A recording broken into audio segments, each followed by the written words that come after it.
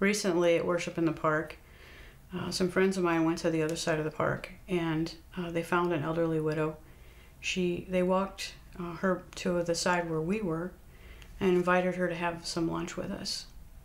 And during this time, they just had a conversation asking her about her life and what she had done that day. And this lady was very frail. She was maybe 5 foot tall. It was hard to tell because she was kind of bent over and very thin. She had everything that she owned with her. Even all her important documents were in this handbag that she carried.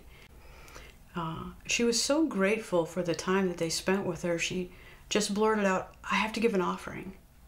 And it kind of took them back a little bit. And she said, no, I have to give an offering. And she started rummaging through her purse, and she pulled out this handful of change. And she sorted through it and found the quarters. And she got 4 quarters, and she gave them to my friend Debbie. And Debbie didn't know what to do at first, because this was probably at least 50% of what she owned. And she took them, and they prayed together over these 4 quarters. And then Debbie brought them to me, and she handed them to me, and she said, "This lady over there," and she pointed to her, she said, she just gave an offering. And I took the money, and she said, "We already prayed over it." And I just started to cry, because I could only think of the story in the Bible of the widow and the 2 coins.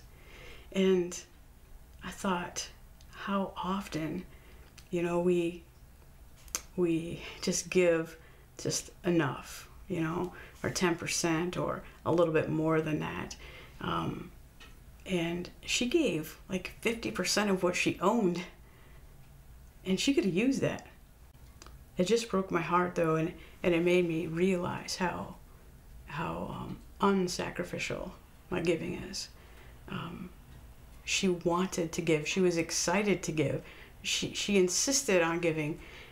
And we will probably never see this lady again. But God said something to her, and she just did it.